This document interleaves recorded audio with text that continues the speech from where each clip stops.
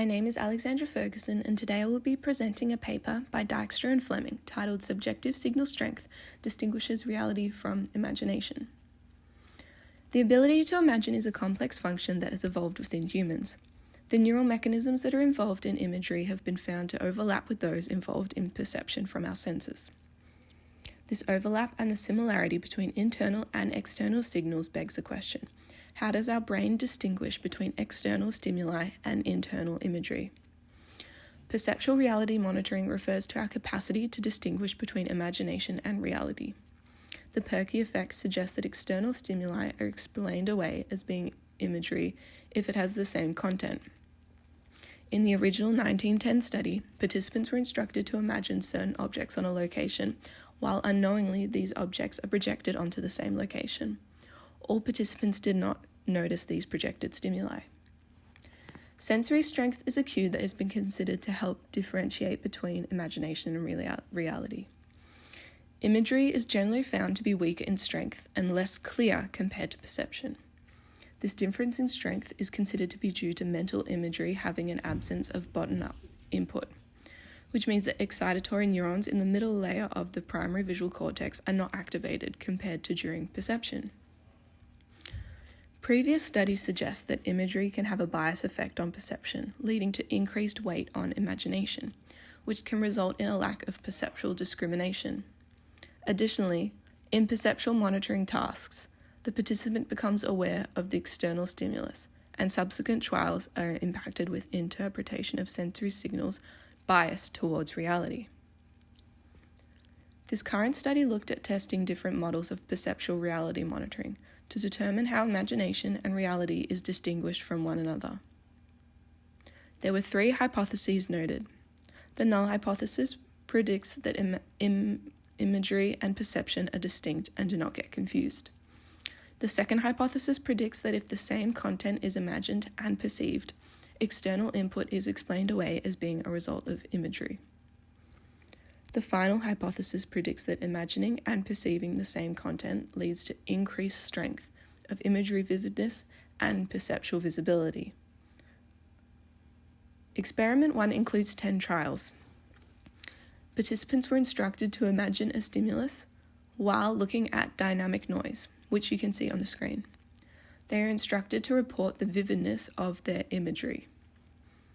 On a final critical trial, a stimulus that was congruent or incongruent with the participant's imagery appeared gradually in the noise until detection threshold. On this final trial, participants were asked if they thought there was a real stimulus presented or only one they imagined. The intention of this final critical trial was to test perceptual reality monitoring in an unbiased manner. In a second experiment, at the final critical trial, there was no stimulus projected. This second experiment was conducted to ensure participants were not confusing reporting the vividness of a projected stimulus rather than the vividness of an imagined one. In experiment 1, the probability of judging a stimulus to be real was higher in the congruent condition. Participants who judged the stimulus to be real also reported higher imagery vividness compared to participants who judged the stimulus to be imagined. These results supported the second hypothesis that these signals are intermixed rather than separated. In experiment 2, the vividness on critical trials mistakenly judged to be real was higher compared to critical trials correctly judged to be imagined. These additional results still support the second hypothesis of source mixing.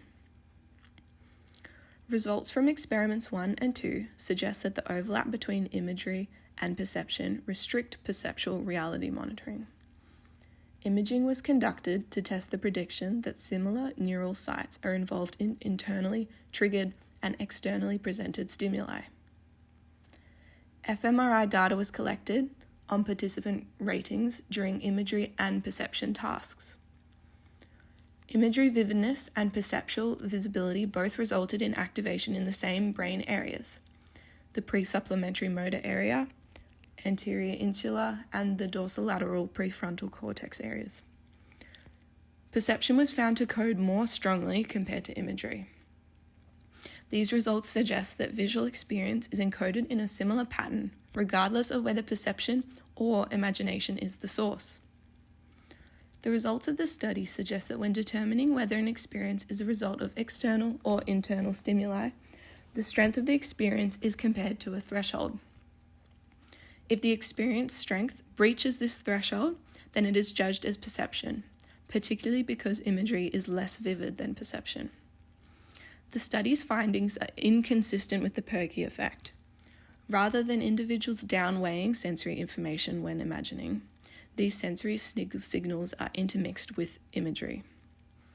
A possible reason for this discrepancy is that our reality threshold may be dynamic and influenced by multiple factors.